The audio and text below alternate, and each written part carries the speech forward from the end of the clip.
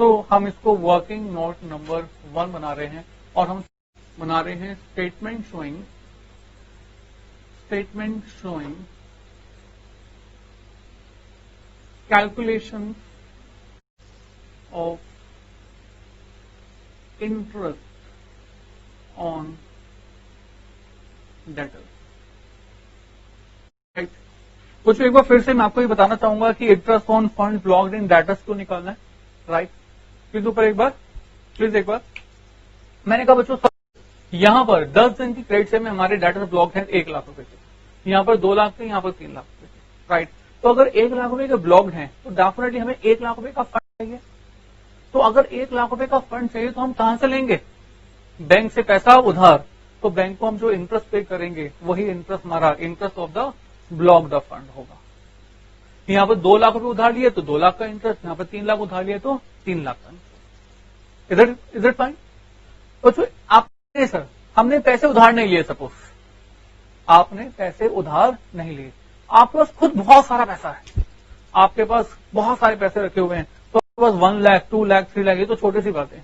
तो बच्चों इस केस में क्या हमें इंटरेस्ट लेना चाहिए? Right, opportunity cost, perfectly good word. कि सर देखो अगर आपके पास बहुत सारा पैसा है तो आप बहुत सारे पैसे को जेब में लेके तो नहीं घूमते, है ना? या तो बहुत बड़ी ब्लैक मनी हो जिसको आप बेड के नीचे छुपाया हुआ है, अलग दीवारों के अंदर धराया हुआ है।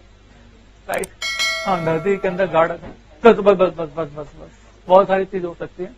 राइट, पर सर अगर आपके पास फंड्स है तो जेब में लेके नहीं घूमते, आप उस पैसे को डेफिनेटली किसी ना किसी जगह पर इन्वेस्ट कर देते हो, बैंक में इन्वेस्ट कर देते हो।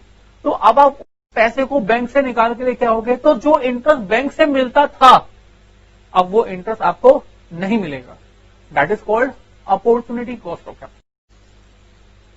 ठीक है, अच्छा मैं आपको क्या का नाम बताया? Number 1 interest of the blocked funds invested in the debtors. Number 2 मैंने आपका क्या नाम बताया? Opportunity cost of capital. Right, but sir कभी कभी ऐसा भी होता है हमारी ऑर्गेनाइजेशन कभी भी फंड इन्वेस्ट करने में इंटरेस्टेड तब तक नहीं होती जब तक कि उन्हें एक मिनिमम डिजायर रिटर्न ना मिले।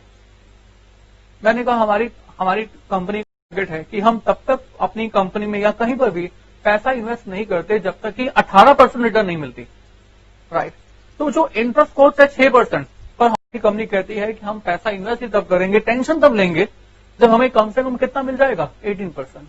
तो इस केस के अंदर हम यहाँ पर interest on funds blocked in debtors की जगह पर क्या लिखेंगे? Minus minimum Dzire return. Means इतने पैसे हमें इस वाले प्रॉफिट में से मिलने चाहिए। उसके पास बाद अगर पॉजिटिव बचता है तो दैट इज गुड, उसके बाद अगर नेगेटिव बचता है तो दैट इज नॉट गुड। अगर नेगेटिव बचता है तो उसका मतलब है कि ऐसी कलेक्शन पॉलिसी हमारी कंपनी ऑप्ट करना नहीं चाहिए। अब 3 नाम हो गए। Number 1 interest on the blocked of capital, number 2 opportunity cost of capital, और number 3 minimum Dzire return. Right, अब जो interest on the blocked of capital को हम लोग कॉस्ट ऑफ कैपिटल भी बोलते हैं। जिस रेट से हमारी कंपनी ने पैसा उधार लिया हुआ है वो कौन सा रेट होता है? Cost of capital.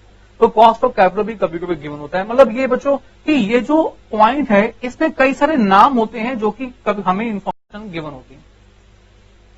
No doubt her question के अंदर कोई एक नाम गिवन होता है, बट आप इन नामों से कंफ्यूज नहीं होना। अगर मिनिमम डिजायर रिटर्न गिवन है तो डिजायर रिटर्न के अकॉर्डिंग करेंगे, opportunity cost of capital given है तो अपॉर्चुनिटी कॉस्ट ऑफ कैपिटल के अकॉर्डिंग करेंगे, और अगर आपके पास इंटरेस्ट कॉस्ट गिवन है, कॉस्ट ऑफ कैपिटल गिवन है तो उसी के अकॉर्डिंग करेंगे। यस सर, माइनस कर देंगे बस।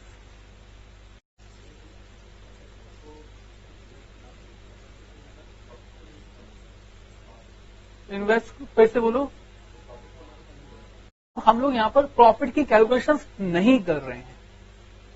हम लोग यहां पर प्रॉफिट की कैलकुलेशन नहीं कर रहे हैं, हम लोग फाइनेंशियल अकाउंटिंग नहीं कर रहे हैं।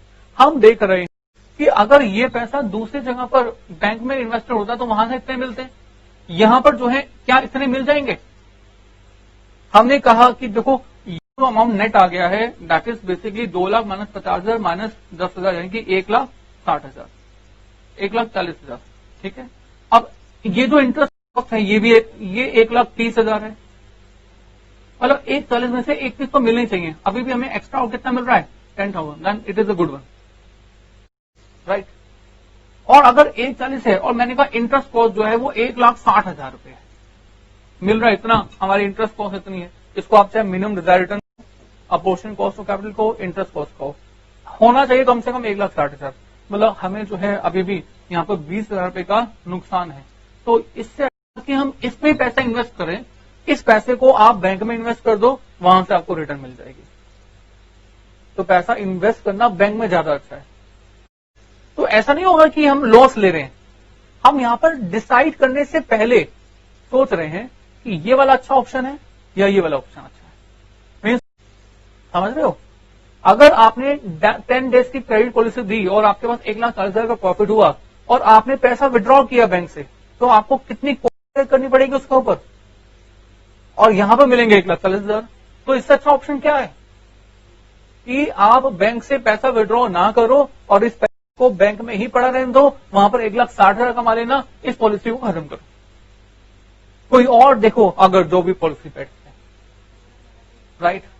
हाँ, ये इसलिए मैंने इस वाले 20,000 को प्रॉफिट नाम नहीं दिया, आपको याद होगा मैं स्टेटमेंट को क्या दे रहा हूं, नेट बेनिफिट,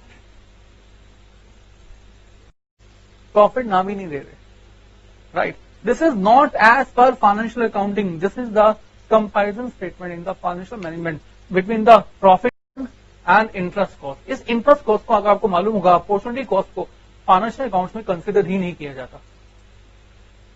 किसी भी फाइनेंशियल अकाउंट्स में आपने अपॉर्चुनिटी कॉस्ट ऑफ कैपिटल को कंसिडर किया, अपॉर्चुनिटी नो, पर in financial management we will consider, क्योंकि हम यहाँ पर डिफरेंट ऑप्शंस में से कोई एक ऑप्शन की बात कर रहे हैं कि ये ऑप्शन बेस्ट है या ये ऑप्शन बेस्ट है। तो हम यहाँ पर कोई ऑप्शन की तलाश कर रहे हैं कि मार्केट मतलब बैंक में ही पैसा पड़ा रहने दे या फिर पैसा अपनी कंपनी में डेटर्स में इन्वेस्ट करते हैं, राइट सर, राइट सर।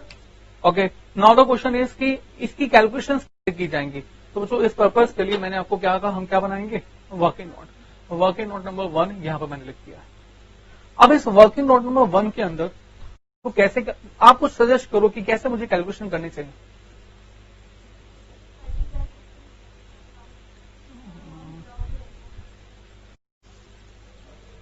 जो अमाउंट हमने फाइंड किया था, कितना पैसा ब्लॉक रहेगा,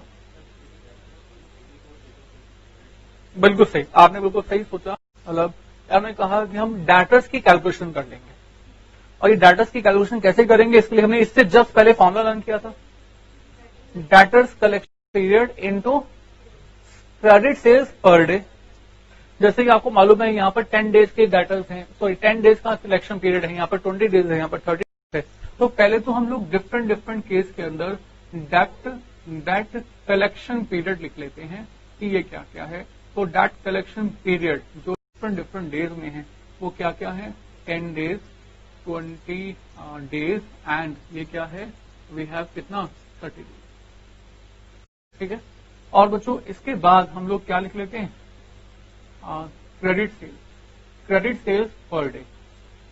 और आपके पास ये जो क्रेडिट सेल्स पर डे है वो कितना है, ध्यान देते, ये तो 10 लाख रुपए पर एनम है, तो पर डे में कन्वर्ट करने के लिए मुझे क्या करना चाहिए, 365 से डिवाइड। पर सर बहुत बार क्वेश्चन हमें कह देता है कि 1 year is equal to 360 days, तो इसमें क्वेश्चनिंग मत करना, क्वेश्चन ने बता दिया तो उसको आप एक्सेप्ट कर लेना। इनफैक्ट ये एजम्पशन जब मर्जी चाहे आप भी ले सकते हो, राइट। तो पर डे हो गया ये डिवाइड बाय 360, और अगर मैं अब आपसे कहूं कि बच्चों अब आप फाइंड कीजिए अमाउंट ऑफ डेटर्स कितना होगा, तो आप कहेंगे इसका फॉर्मूला हो गया था credit sales per day multiply by क्या, debt collection period multiply by debt collection period.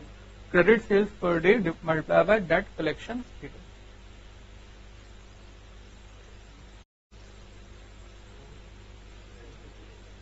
हाँ जी, क्रेडिट कलेक्शन एक्सपेंसेस जब भी परसेंट में होगा तो क्रेडिट सेल की रिस्पेक्ट। पर मैं यहां पर हूं बच्चों, आप कॉपी मिस कर रहे हो, यहां पर आओ।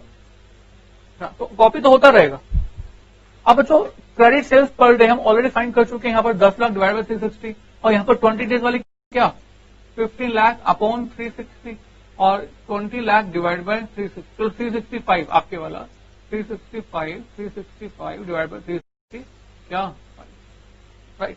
तो बच्चों यहां पर इसी तरह से करेंगे तो ये हो जाएगा ₹10 lakh divide by 365 multiply by क्या बच्चों 10।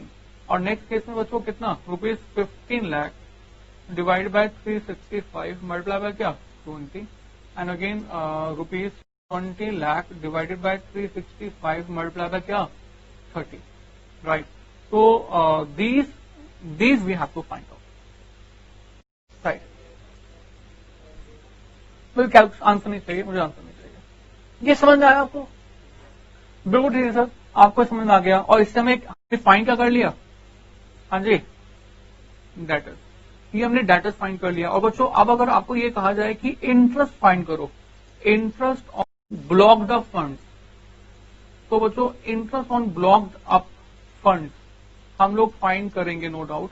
और it will be like this 10 lakh upon 65 into 10, ये तो हो गया डेटर्स है ना, इंटू ये पैसा कितने टाइम के लिए ब्लॉक्ड है? पूरे साल के लिए। 10 दिन का पैसा हमेशा हमेशा डेटर्स रहता है। कब तक रहता है? पूरे साल। पहले 10 दिन के सेल में तो हमें कुछ पैसे नहीं मिलते, 11वें दिन वो 10 दिन के बराबर, सॉरी 10वें दिन के लास्ट में, आई रिपीट अगेन, पहले 10 दिन तक तो हम लोग सेल करते रहते हैं, पैसे नहीं मिलते। 10वें दिन के लास्ट में 10 दिन के साल की जो सेल है वो क्रेडिट सेल बन जाती है।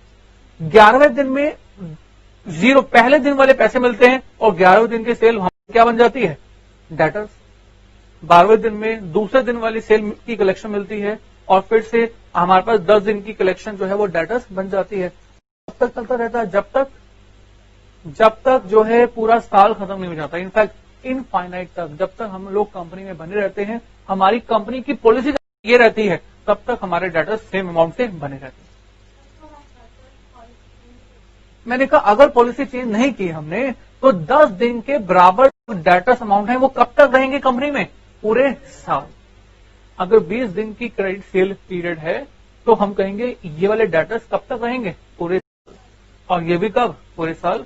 नए क्रेडिट सेल करते रहेंगे, पुराने पैसे ब्लॉक होते रहेंगे, पुराने पैसे मिलते रहेंगे, नई क्रेडिट सेल ब्लॉक होते रहेंगे, पुराने पैसे मिलते रहेंगे, नई क्रेडिट सेल ब्लॉक होती रहेगी। Is it fine? अच्छा, अब तो इस प्रोसेस में आपने कहा ये हमारा पूरे साल है, तो हमारा जो रेट ऑफ इंटरेस्ट है, इसको आप rate of interest apportion cost of capital medium desired return जिस मर्जी नाम से कहो, तो ये हो जाएगा बच्चों कितना %? 12 राइट। और सर जैसे ही 12% अपॉन 100 करते हो तो ये जो आंसर आता है ये आंसर ठीक नहीं है, ये कैलकुलेशन ठीक नहीं है। कुछ बच्चे कॉपी करने में बड़े इंटरेस्टेड होते हैं, उन्होंने यहां तक कॉपी कर भी लिया होगा। अब मैं इसको रब करने वाला हूं, उसके बाद दूसरी चीज लिखने वाला हूं। कम बैक यहां पर बच्चों ₹15 lakh divided bye 365 into 20 right. ये तो हो गया amount, multiply by 12 upon 100 right, and 20 lakh upon 365 into 30 and multiply by बच्चों फिर से क्या अपॉन 100 राइट। बट सर ये जो कैलकुलेशंस हैं, इनफैक्ट कुछ बुक्स में ऐसी ही कैलकुलेशंस की भी हुई है। जो भी अमाउंट आएगा that is the amount of interest right, और जो भी अमाउंट ऑफ इंटरेस्ट होगा उस अमाउंट ऑफ इंटरेस्ट को यहां पर हाँ जी रिप्लेस करेंगे, उसको आप फाइंड करेंगे नेट बेनिफिट। अगर नेट बेनिफिट जहां पर भी केस में हाईएस्ट हुआ that option we will select right. But sir कुछ बुक्स में ये जो कैलकुलेशन की हुई है, ये कैलकुलेशन के बेसिस पर ही यहां पर अमाउंट ऑफ इंटरेस्ट लिखा है और उसको नेट बेनिफिट भी फाइंड किया। बट सर लॉजिकली बहुत अच्छी तरह से लॉजिकली देखोगे तो ये कॉन्सेप्ट यहां पर बिल्कुल ठीक नहीं बैठता, कुछ मिस्टेक है इसके अंदर। अब मिस्टेक क्या है?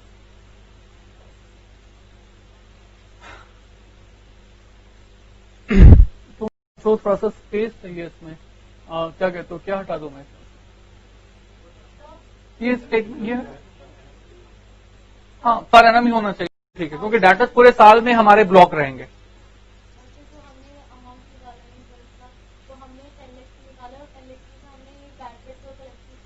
नहीं, ध्यान सुनो। और जो क्या अगर तुक्का लगाते रहोगे अब आप आगे देख लो, समझो। देखो बच्चों, आपने तो अमाउंट ऑफ डेटर्स निकाला है ना, इसमें कोई भी मिस्टेक नहीं है। You are very perfect in computing the amount of debtors, right. But sir जितना पैसा डेटर्स का होता है, डेटर्स के बराबर फंड्स हमारे ब्लॉक नहीं होते। आई रिपीट अगेन, जितना पैसा हमारा डेटर्स का होता है उतने पैसे हमारे टोटल ओवरऑल ब्लॉक नहीं होते। मैं आपको इससे पहले एग्जांपल दे रहा था, डे 1 क्रेडिट सेल 10,000, राइट।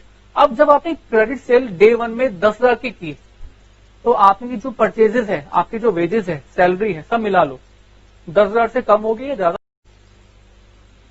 कम होगी। ऑब्वियसली क्रेडिट सेल अगर आप 10,000 की बेच रहे हो तो आप प्रॉफिट भी कमाने के लिए बेच रहे होगे या वो जन सेवा कर रहे होगे?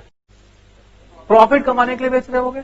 तो आपकी जो कॉस्ट होगी वो डेफिनेटली इस 10,000 रुपीज से कम होगी। तो ध्यान से सुनो, हाँ ध्यान से सुनो। अब आपने सोच लिया, मेरी बात सुनो। मैंने कहा कि जब आपने 10,000 रुपए की क्रेडिट सेल डे 1 में की तो आपकी अपनी कॉस्ट इन्वॉल्व है, purchases, wages, salary, rent, depreciation, this and that, आपकी कॉस्ट है 8,000, राइट। तो आपने 10,000 का सामान बेचा उधार, तो आपके पैसे रिसीव नहीं हुए और 10,000 आपके क्या बन गए? डेटर्स। 10,000 डेटर्स तो बन गए, बट आपके जो फंड्स ब्लॉक्ड हैं, जो आपके जेब से इन्वेस्ट किए हैं, that is not 10,000, that is rupees 8,000, 8,000। अगले दिन फिर से क्रेडिट सेल की 10,000, सपोज सेकेंड डे में भी कलेक्शन रिसीव नहीं हुई, राइट। तो आपके कितने पैसे और ब्लॉक हो गए? 8,000 और, पर आपके जो डेटर्स होंगे वो डेटर्स कितने हो जाएंगे? 20,000। डेटर्स 20,000, पर आपके जो फंड्स ब्लॉक्ड हैं वो 16,000।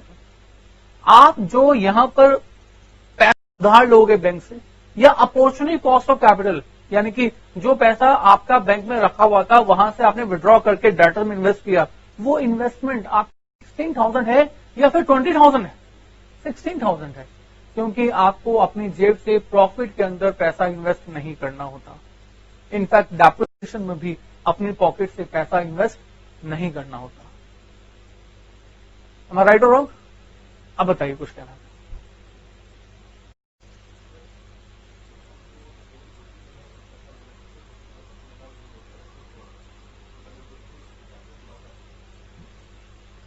बच्चे मैं आपको समझा रहा था, आप वहां पर शायद मेरी क्लास में थे नहीं, आप गायब हो गए थे। फिजिकली तो यहां पर थे, मेंटली गायब हो गए थे। मैं फिर समझाने की कोशिश कर रहा हूँ। ये पुराने पॉइंट पे आ गए बच्चों, इनको इस पॉइंट से कोई लेना देना नहीं, ये बाद में पूछेंगे। इनका क्वेश्चन यहां पर ये है, फिर से आप लोग ये टॉपिक मिस कर रहे हो, टॉपिक आप चेंज कर रहे हो, तो फिर मैं आपको लास्ट पर बता देता हूँ। ठीक है, जिस टॉपिक में उस टॉपिक में आओ। देखो बच्चों, टॉपिक ये है कि सर ये 10 दिन की कलेक्शन पीरियड है। डेट कलेक्शन पीरियड कितना है? 10 डेज। ये कहते हैं कि डेटर्स के ऊपर जो इंटरेस्ट है वो 10 दिन का लगेगा। बस ये यहीं तक सोच रहे हैं, इसके आगे कहते मैं नहीं सोचूंगा। मैं आपको करूँ कि आगे सोचो, आप कहते ये कहते नहीं सोचूंगा। मैं को समझा रहा हूं कि बेटा पहले 10 दिन में आपने सामान उधार बेचा, डेटर्स बन के 10 दिन के बराबर, 11वें दिन कौन से पैसे मिलेंगे? T0 वाले। तो 10 दिन के जो पैसे हैं वो ब्लॉक हो गए। 12वें दिन पैसे मिले कौन से वाले? T2 वाले। 10 दिन के पैसे ब्लॉक हैं। 13वें दिन पैसे मिल गए कौन से? T2 वाले। अभी भी 10 दिन के पैसे ब्लॉक हैं। ब्लॉक हमेशा रहेंगे। कब तक रहेंगे? जब बिजनेस चलता रहेगा। तो पूरे साल तक पैसे ब्लॉक रहे। तो जब पैसे पूरे साल के ब्लॉक रहे तो आपको इंटरेस्ट भी पूरे साल का चार्ज करना पड़ेगा। ये बात कर चुके हैं, इसी लैंग्वेज में बात कर चुके हैं। तो हम इंटरेस्ट तो पूरे साल का ही लेंगे, 12/100 पूरे साल का ही इंटरेस्ट। अब हम तो आपसे ये बात कर रहे हैं, ये पॉइंट पर हैं कि भैया ये जो क्रेडिट सेल डेटर्स निकाले हैं हम लोग, ये डेटर्स के ऊपर हम लोग इंटरेस्ट चार्ज करें या फिर और। इसके लिए हमने कहा कि आप जो जो क्रेडिट सेल करते हो हर रोज, उस क्रेडिट सेल के अंदर आपके जो अपने पैसे ब्लॉक होते हैं, आपके जो अपने पैसे ब्लॉक होते हैं, वो आपके अपने पैसे कौन से होते हैं? कॉस्ट या सेल्स वैल्यू? Cost value. और कॉस्ट भी कौन सी? Cash cost. सेशन के अंदर भी आपको अपनी पॉकेट से कुछ भी पैसा ब्लॉक नहीं करना पड़ता। तो ये तो डेटर्स है। ये डेटर्स का मतलब हुआ वो क्रेडिट सेल जो कि अभी तक कलेक्ट नहीं हो पाई, और क्रेडिट सेल के अंदर प्रॉफिट का अमाउंट, डेप्रिसिएशन का अमाउंट भी, यस प्लीज, इंक्लूडेड होता है। इंक्लूडेड होता है। इसमें तो आपके पास प्रॉफिट और डेप्रिसिएशन भी इंक्लूडेड है, तो लॉजिकली देखा जाए तो हमें इस वाले अमाउंट के ऊपर इंटरेस्ट की कैलकुलेशंस नहीं करनी चाहिए। ये अमाउंट ऑफ डेटर्स है, पर ये amount of funds involve in debtors नहीं है। ये अमाउंट ऑफ डेटर्स है, बट ये amount of funds involve in debtors नहीं है। व्हाट आई मीन कि मैंने कहा अगर डेटर्स का अमाउंट 10 लाख रुपए का है, तो कितने का अमाउंट है ये? नहीं, आपने कुछ कैलकुलेशन किया होगा। 10 लाख इंटू 10 अपॉन 365,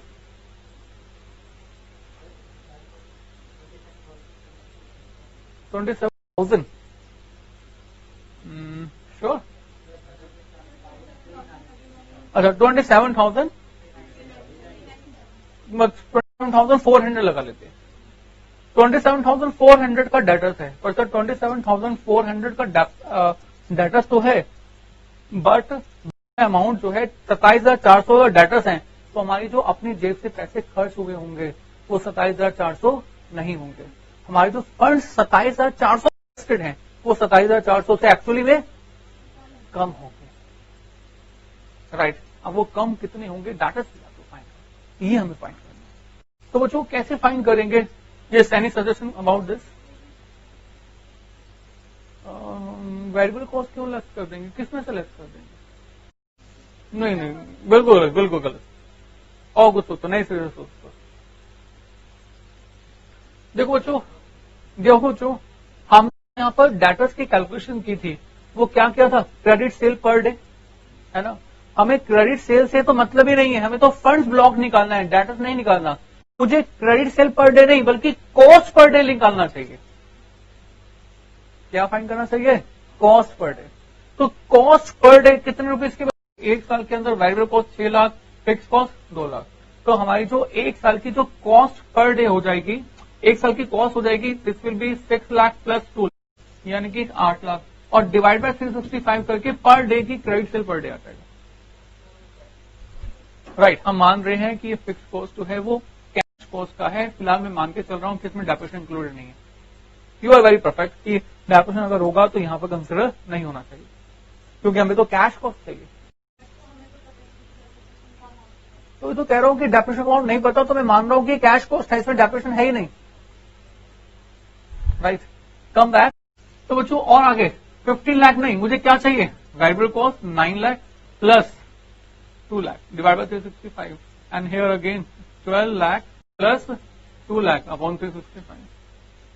तो मेरे पास अब आ गया कॉस्ट पर डे, और ये एक दिन की कॉस्ट है, राइट। और हमने कितने दिन की कॉस्ट है वो इन्वेस्टेड रखी है डेटर्स में? 10 दिन की। तो एक दिन की जो अब हमारे पास, देखो अब हम डेटर्स नहीं फाइंड कर रहे हैं, अब हम क्या फाइंड कर रहे हैं? हम फाइंड करने जा रहे हैं ब्लॉक इन डेटर्स। और fund blocked in debtors find करने के लिए क्रेडिट सेल नहीं, क्या बच्चों बोलो? Cost per day, right. इसको ऐसे कर दो, that total cost, cost of sale कह सकते हो, डिवाइडेड बाय 365। ये एक दिन की कॉस्ट हो गई, और 10 दिन की जो कॉस्ट है वो हमारी जो है डेटर्स के अंदर ब्लॉक्ड, राइट। तो बच्चों अब आप मुझे बताइए कि अब आप amount of funds blocked in the debtors कैसे निकालोगे? For this will say that is equal to total cost, हमने कहा 8 लाख 6 जमा 2 lakh divide by 365 into that period कितना? 10 डेज। तो यहाँ पर 9 lakh plus 2 lakh upon 365 into कितना? 20, and again 12 lakh plus 2 lakh upon कितना? 365 into what? 30, and this we will have this.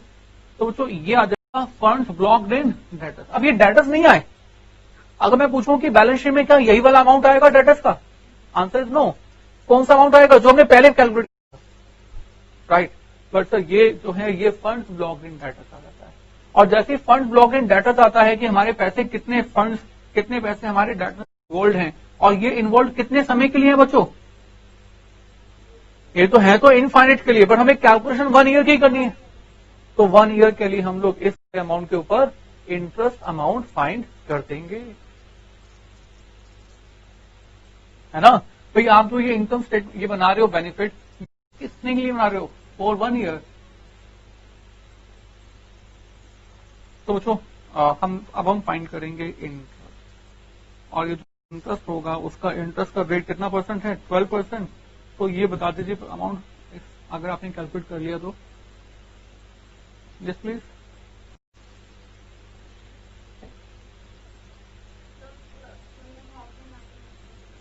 21,000।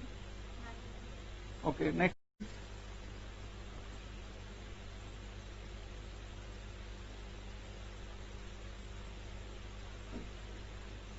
157। Okay,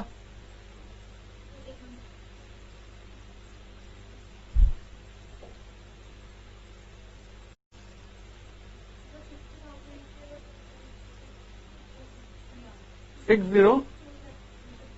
okay, next one.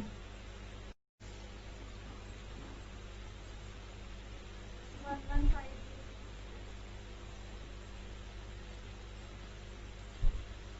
Right.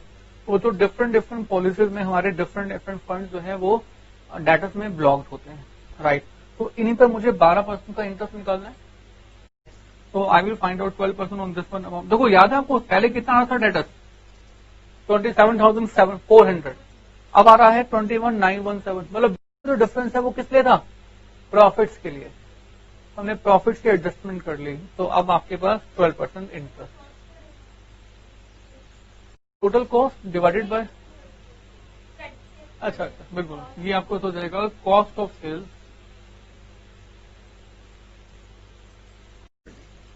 अब बच्चों इंटरेस्ट निकालेगा 21,917 into 12/100, right? And 60273 into 12/100, 7232। And next 150 फिर से। So these are the cost of the fund locked in the debtors, right? 2630, 7232 and 1308, right? और बच्चों अब आपके पास क्या आ जाएगा? That is called net benefit. हाँ जी। तो ये जो नेट बेनिफिट होगा हम देखेंगे कि कौन सी पॉलिसी के अंदर, कौन सी डेट कलेक्शन पीरियड के अंदर ये नेट बेनिफिट हाईएस्ट है, और जहां पर भी ये नेट बेनिफिट हाईएस्ट होगा that option we will select.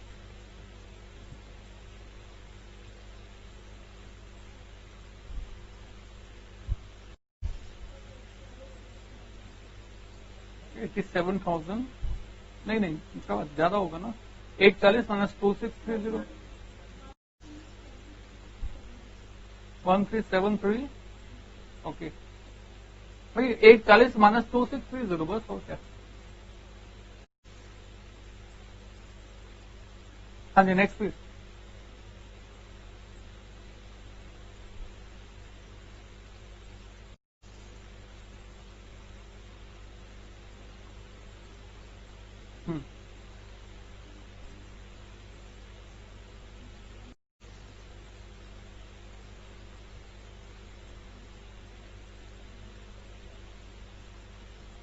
तो दी बेस्ट पॉलिसी कौन सी है? 30 डेज वाली, क्योंकि यहाँ पर नेट बेनिफिट ज्यादा है। यहाँ पर हमने बैड डेट्स का प्रोविजन भी हटा दिया, हमने कलेक्शन एक्सपेंसेस भी हटा दिए, हमने जो है इंटरेस्ट को भी कंसिडर कर दिया, उसके बावजूद भी हमें जो है बेनिफिट ज्यादा है। So in this case the company should have to adopt 30 days collection policy so that the benefit will be highest to the organisation. हाँ जी बच्चों, इज इट गुड? अच्छा, तो बच्चों देखो मेन बात जो हमने क्वेश्चन में सीखी वो ये कि हमें टोटल डाटास पर नहीं बल्कि किस पर हमें फंड पर इंटरेस्ट निकालना चाहिए, on the cost of sales, funds involve in the debtors. But books के अंदर बहुत बार टोटल डाटास पर ही इंटरेस्ट की कैलकुलेशन की हुई है, जो कि लॉजिकली ठीक नहीं है, but sometimes they are doing this without any logic, right? हमारी बुक्स में भी एक दो क्वेश्चन आपको ऐसे मिल जाएंगे जिसमें टोटल डाटास के ऊपर इंटरेस्ट निकाला होगा, जो कि लॉजिकली ठीक नहीं है। अगर आप टोटल कॉस्ट ऑफ सेल्स कर सकते हो तो you have to find out the cost interest on this one only. But हाँ बाय चांस कभी ऐसा हो जाए कि आपके पास कॉस्ट ऑफ सेल्स फाइंड करना पॉसिबल है, प्रॉफिट ही गिवन है और कुछ इन्फॉर्मेशन गिवन नहीं है, तो in that case credit sale के ऊपर मतलब अगर हमें ऑप्शन नहीं है तो इस केस में तो हम लोग कुछ भी नहीं कर सकते। गॉट इट ना? Right. So otherwise we have to find out the cost only on the funds blocked in the debtors, that is only the cost of sales divided by 365 per day into debt collection period. अच्छा, is it clear? अच्छा, कभी कभी ऐसा भी होता है कि date collection period आपके पास डेज में नहीं होते, ये मंथ में होते हैं, 1 month, like 1.5 month and 2 month। तो जो इस केस में क्या चेंज आएगा,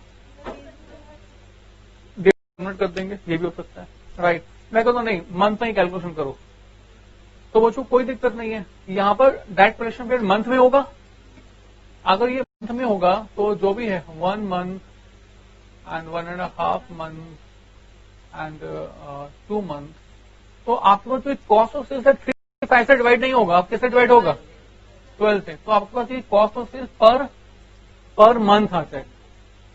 जब पर मंथ आ जाएगा फिर डेट कलेक्शन मंथ से मल्टीप्लाई करेंगे, you will have the amount of this much. कभी कभी ये वीक्स में भी गिवन हो सकता है, 52, समझ रहे हैं? तो डेट कलेक्शन पीरियड का जो टाइम पीरियड है वो चेंज हो सकता है, तो आपको उसके लिए भी हमेशा हमेशा तैयार रहना होगा।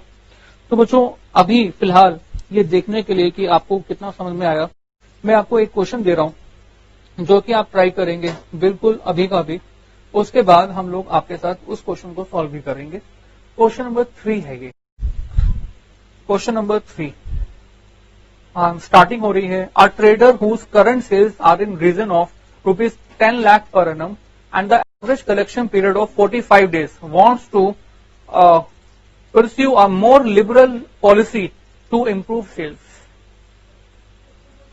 3 बचे, 3। A trader whose current sales are in region of ₹10 lakh।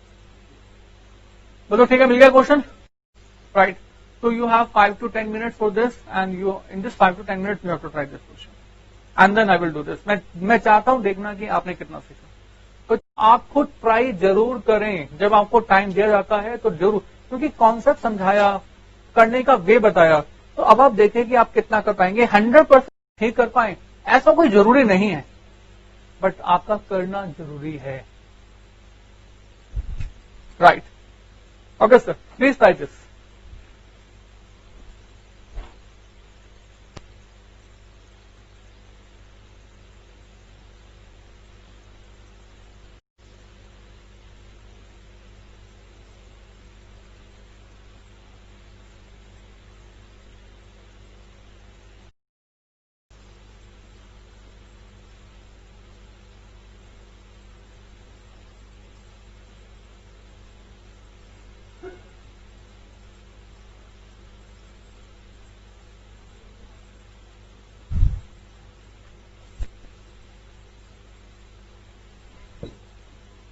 हाँ जी बच्चों, आपने ट्राई कर लिया है। हाँ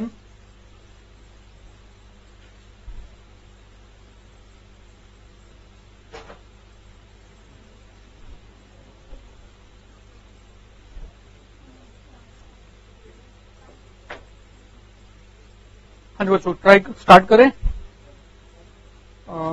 बुक आपने ले ली है शायद मेरी। हाँ बच्चों ध्यान दीजिएगा, क्वेश्चन से क्वेश्चन ध्यान दीजिए। A trader whose current sales are in the region of ₹10 lakh per annum and the average collection period of 45 days wants to pursue a more liberal policy to improve the sales। तो बच्चों हमें सबसे पहले current situation given है और हमारी current situation के अंदर जो वो डेज राइट, और 45 डेज की कलेक्शन पीरियड के अंदर हमारी जो सेल्स करती है, दिस इज थर्ड क्वेश्चन, वो कितने रुपीज की कर लेती है, 10 lakh। ठीक है बच्चे, ओके। और आगे चलते हैं। तो बच्चों उसके बाद आगे लिखता है दैट वांट टू परस्यू मोर पर लिबरल मतलब लूज। हमारी कंपनी जो है वो उदार रणनीति अपनाना चाहती है सेल्स को लेकर। अ study made by the management reveals the following information. तो हमने पूरी मार्केट में एनालाइज किया, एनालाइज करने के बाद इन नतीजों पर हम पहुंचे हैं। क्रेडिट पॉलिसी ABCD तो आपके पास क्रेडिट पॉलिसी ए हो सकती है, बी हो सकती है, सी हो सकती है। तो उधार पॉलिसी आपके पास 4 हो सकती हैं।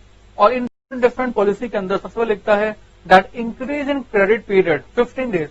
तो यहाँ पर क्रेडिट पीरियड 15 दिन बढ़ा दिया जाएगा। तो 45 से कितना कर दिया जाएगा, 60 डेज। और बच्चों उसके बाद 30 डेज। अच्छा 30 डेज किससे, ए से या करंट वाले से, करंट वाले से। जब भी कोई चेंज गिवन होता है तो वो करंट से गिवन होता है, तो करंट से 30 डेज एक्स्ट्रा। तो बच्चों ये कितना हो जाएगा, नाउ इट बिकम्स 75 डेज। अब बच्चों फिर लिखता है 40 डेज, 45 से 40 days extra and it becomes 85 days. और उसका लिखता है 60 days extra, 45 plus 60, yes please how much, 105 days. तो बच्चों we have different credit policies, is it fine. तो बच्चों आगे लिखता है दैट इन सब क्रेडिट पॉलिसीज के अंदर कितनी सेल्स इंक्रीज होगी, इंक्रीज इन सेल्स। पहली वाली केस में 50,000, बच्चों 50,000 किससे, 10 लाख से। तो 10 लाख से 50,000 रुपए का अमाउंट अगर आप इंक्रीज करोगे देन इट बिकम्स 10.50 लाख। उसके बाद है 80,000, फिर से किससे, करंट वाले से। तो it becomes 10.80 lakh and then we have 1 lakh. तो 10 जमा 1 11 लाख। और बच्चों उसके बाद है 10 लाख प्लस 1.25 11.25 लाख, राइट। अब बच्चों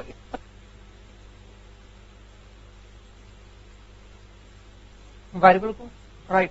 अच्छा आगे क्वेश्चन एक बार रीड कर लेते हैं, पहले एक बार क्वेश्चन रीड कर लेते हैं। देखो बच्चों क्वेश्चन में हमें और क्या लिखता है that the selling price per unit is ₹5। Selling price का 5 रुपए का। तो बच्चों ध्यान दीजिए करंट सेल 10 लाख रुपए की है और 5 रुपए का सेलिंग प्राइस है। तो यहां से हम लोग क्या फाइंड कर सकते हैं, नंबर्स ऑफ यूनिट्स, राइट। तो बच्चों ये एक छोटी सी वर्किंग है, आपने बचपन में बहुत की होगी। सेल्स वैल्यू गिवन है ₹10 लाख का और selling price per unit rupees given है 5 रुपए का। Now you can find out the value of the sales in and that will be ₹10 lakh divide by 5। और बच्चों इसका मतलब है कि आप कितनी यूनिट बेच रहे हो, करंट 2 लाख। बच्चों मैं एक छोटा सा कॉलम और बना लेता हूं कि हमारे पास यहां पर करंट में 2 लाख यूनिट्स प्रोडक्ट बेच रहे हैं, राइट सर। और यहां कितना बेच रहे हैं, 10.5 लाख डिवाइडेड बाय 5, राइट। तो इट कम्स 2.10 लाख। यहां कितना, 10.5 lakh divide by 5, 2.16 lakh and then 2.20 lakh and here 2.25 lakh. ठीक है बच्चे, यहां तक ठीक हो गया। तो कि यूनिट्स की जरूरत है क्यों, क्योंकि आगे हमें जो कॉस्ट गिवन है वो पर यूनिट गिवन है और पर यूनिट अगर कॉस्ट गिवन होगी तो आप उसको नंबर्स ऑफ यूनिट से मल्टीप्लाई करके ही आगे आइडेंटिफाई कर पाओगे, राइट। तो जो देखिएगा आपके पास लिखा क्या हुआ है, लिखा हुआ है average cost per unit is ₹5, is ₹4। तो जो आपके पास गिवन है एवरेज कॉस्ट। अब बच्चों जब ये लिखता है एवरेज कॉस्ट तो इसका मतलब है पर यूनिट इज ₹5। यहां पर एवरेज का मतलब है that variable cost plus fix cost on an average is this much, sorry 4 है। एवरेज मतलब कि average cost of variable and fix. मैं एवरेज समझाने की कोशिश कर रहा हूं क्या मतलब हुआ। देखो करंट लेवल पर हमारे पास कुछ वेरिएबल कॉस्ट रही होगी, कुछ फिक्स कॉस्ट रही होगी, राइट। हमने इनका टोटल कर दिया होगा, राइट। और जो टोटल होगा उसको हमने टोटल नंबर्स ऑफ यूनिट से डिवाइड भी किया होगा। तो आपके पास क्या आ गया होगा, कॉस्ट पर यूनिट। और ये जो कॉस्ट पर यूनिट यहां पर आ गया होगा इसी को यहां पर ये लोग एवरेज कॉस्ट कहते हैं। एवरेज का मतलब होता है वो कॉस्ट जिसमें वेरिएबल और फिक्स दोनों के दोनों कंटेंट इंक्लूडेड है। और आपके पास जो ये average cost per unit ₹4 given है वो कौन से लेवल के लिए गिवन है, करंट लेवल के लिए। तो जो करंट लेवल के लिए आपके पास ये एवरेज कॉस्ट गिवन है ₹4। गॉट इट, पक्का पक्का। तो इसके अंदर कौन सी कॉस्ट है बच्चों, कुछ कॉस्ट ऐसी है जो कि यस प्लीज वेरिएबल है और कुछ कॉस्ट ऐसी है जो कि कौन सी है, फिक्स। तो जो आगे की तरफ और लिखता है that is we have question देखिएगा and the variable cost per unit are ₹3 is ₹3। तो बच्चों इस 4 रुपए में से 3 रुपए पर यूनिट जो है वो वेरिएबल कॉस्ट है। तो बच्चों variable cost is ₹3 per unit, no doubt. तो बाकी जो बच्चों 4 में से बाकी जो कंटेंट बच गया वो कंटेंट कौन सी चीज है? No doubt that content is the for the fix cost, right, and this fix cost is per unit ₹1, right. बच्चों मुझे नहीं लगता कि मुझे अब आपको ये पढ़ाने की जरूरत है कि वेरिएबल कॉस्ट प्रोडक्शन के साथ साथ बढ़ती रहती है और फिक्स कॉस्ट प्रोडक्शन के साथ साथ चेंज नहीं होती, बट जितनी करंट लेवल पे है प्रोडक्शन के साथ भी ये अमाउंट लमसम में हमेशा हमेशा सेम रहता है। बचपन से बच्चों आप लोग वेरिएबल कॉस्ट और फिक्स कॉस्ट के बारे में सीखते आए हो, variable cost and fix cost. तो बच्चों हम लोग कहते हैं कि अगर ये प्रोडक्शन है तो फिक्स कॉस्ट की ग्राफ इस तरह, प्रोडक्शन लेवल जितना मर्जी बढ़ा दो फिक्स कॉस्ट रिमेन्स कांस्टेंट। और यहां पर अगर मैं आपसे बात करूं तो प्रोडक्शन के बढ़ने के साथ साथ वेरिएबल कॉस्ट क्या होती रहती है? राइट। तो बच्चों पहले ये बताइएगा variable cost per unit is ₹3, right. जब प्रोडक्शन 2 लाख होगा तो 2 लाख इंटू 3 6 लाख, और जब 2.10 प्रोडक्शन होगा तो वेरिएबल कॉस्ट 2.10 इंटू 3, जब ये 2.16 होगा तो 2.16 लाख इंटू 3। तो जैसे जैसे प्रोडक्शन बढ़ेगा वेरिएबल कॉस्ट भी इंक्रीज होती रहेगी। मैं इसको ऐसे लिख सकता हूं वेरिएबल कॉस्ट तो 3 2.10, yes please, 2.1 into 3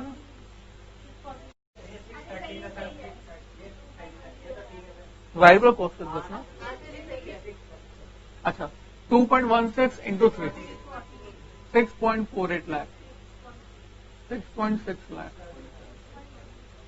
7.5 lakh, right. बच्चों बिल्कुल ठीक है। और इसके अलावा बच्चों इसमें से मैं फिक्स कॉस्ट भी माइनस कर दूं, और बच्चों fix cost at the rate of क्या बच्चों क्वेश्चन गिवन है ₹1। ये ₹1 बच्चों किस लेवल से गिवन है? करंट लेवल से। पहले आप करंट लेवल से फिक्स कॉस्ट का टोटल अमाउंट फाइंड करो, और ये टोटल अमाउंट कितना आ जाएगा? 2 लाख। और बच्चों प्रोडक्शन के बढ़ने से क्या ये फिक्स कॉस्ट का अमाउंट भी चेंज होगा? No, never.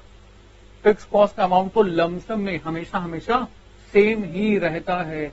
ये मैंने आज की क्लास में बिल्कुल नहीं सीखा, बट ये आपने जरूर इंटर की कॉस्टिंग में सीखा हुआ है। कहां सीखा हुआ है? मार्जिनल कॉस्टिंग में सीखा हुआ है, मार्जिनल कॉस्टिंग में भी सीखा हुआ है, बजटरी कंट्रोल में भी सीखा हुआ है, अगर किया है तो। अच्छा चलो कम बैक। तो मतलब 2 लाख है यहाँ पर, तो यहाँ पर भी 2 लाख, यहाँ पर भी 2 लाख, यहाँ पर भी 2 लाख, और यहाँ पर भी 2 लाख। Is it fine? तो हमेशा के लिए एक बात गांठ बांध लो, क्या कि फिक्स कॉस्ट का अमाउंट जब पर यूनिट में गिवन होता है तो उसको पहले करंट प्रोडक्शन के अकॉर्डिंग लमसम में निकालते हैं, करंट प्रोडक्शन के अकॉर्डिंग लमसम में निकालते हैं, और लमसम में ये अमाउंट हमेशा हमेशा कांस्टेंट रहता है, सेम रहता है, राइट। तो बच्चों जैसे आप ये माइनस कर दोगे तो अब आपके पास जो बच जाएगा that is profit, profit before profit बच जाएगा। Please find out. तो फाइंड आउट करने की जरूरत नहीं है, इसमें से माइनस क्या कर देंगे? हमें देखो क्या क्या गिवन है। We have percentage default anticipation, हम लोग अंदाजा लगा रहे हैं कि हमारा जो डिफॉल्ट होगा, बैड डेब्ट्स होंगे, वो बैड डेब्ट्स कितने होंगे। तो बच्चों बैड डेब्ट्स कितने होंगे? तो ये साफ साफ लिखा हुआ है आपके पास है बैड डेब्ट्स 2%, 3%, 4% एंड 6%। तो ये जो बैड डेब्ट्स हैं इनको यहां से हटा, जो ये बैड डेब्ट्स हैं आपके पास 2%, 2% किस चीज का बच्चों? 2%, 3%, 4% एंड 6%, 2% प्लीज। अच्छा करंट में भी तो है ना, करंट में 1% है, 1% से स्टार्ट करेंगे, बिल्कुल ठीक बात है बच्चे। तो 1 हाउ मच? 0.1 लाख, यानी कि 10,000 लिख दें या 10,000, 2.5 लाख, प्लीज डू दिस 21,000, 32,400,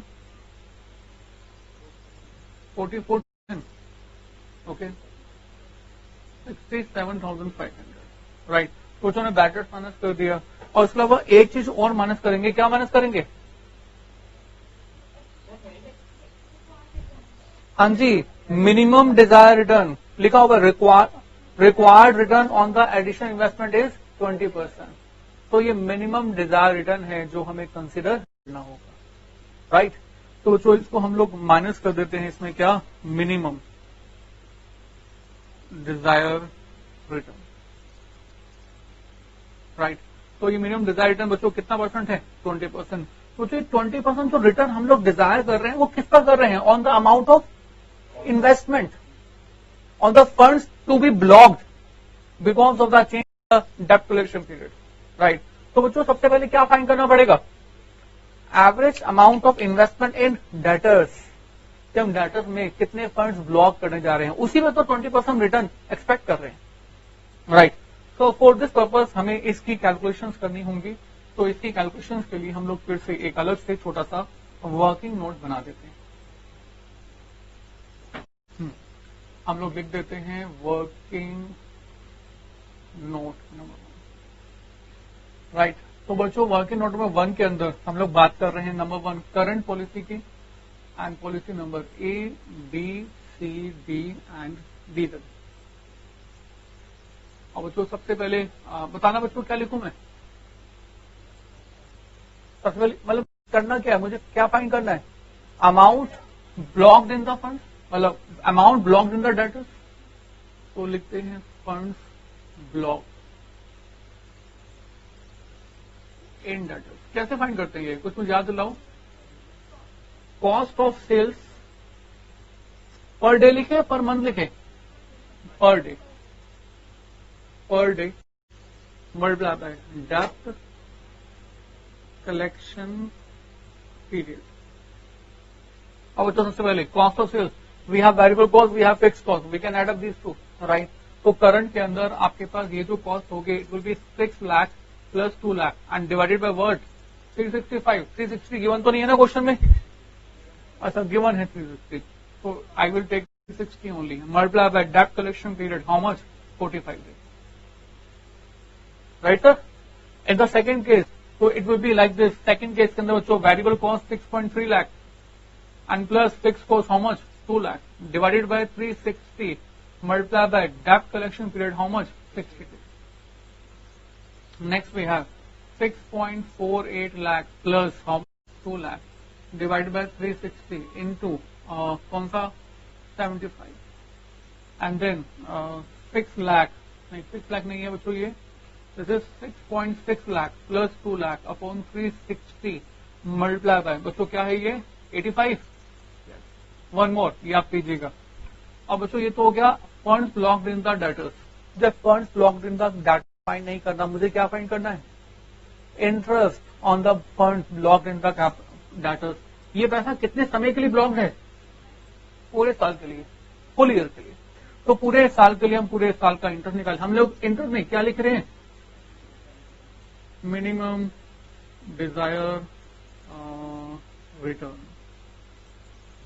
तो ये जो भी अमाउंट आता है 6 lakh plus 2 lakh divided by 360 into 45। और उसको मिनिमम डिजायर रिटर्न कितना परसेंट है, कितना परसेंट है, 20%, राइट, 20/100। अब उसको ऐसे ही हम लोग नेक्स्ट के लिए करेंगे, it becomes 6.3 lakh plus 2 lakh upon 360 and multiply by 60 और multiply by 20/100, right. I think बच्चों कर सकते हैं।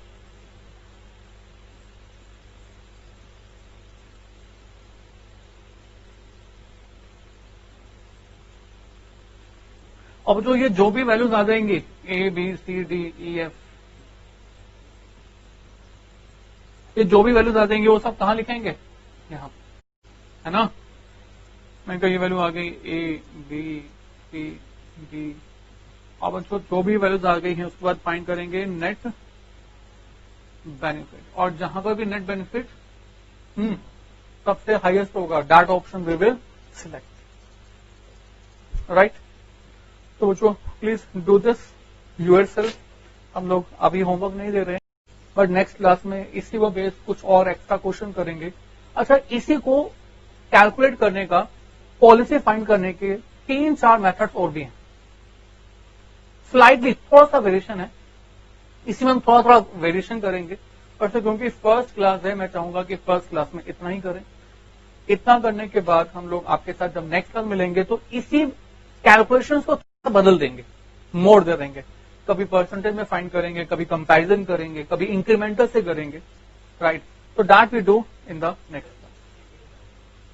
अच्छा 60 डेज में मैक्सिमम आ रहा है, तो 60 days is the right answer in this case. ठीक है, ठीक है। अब कैलकुलेशन साइंस के बाद तो है ना। Okay sir, thank you very much.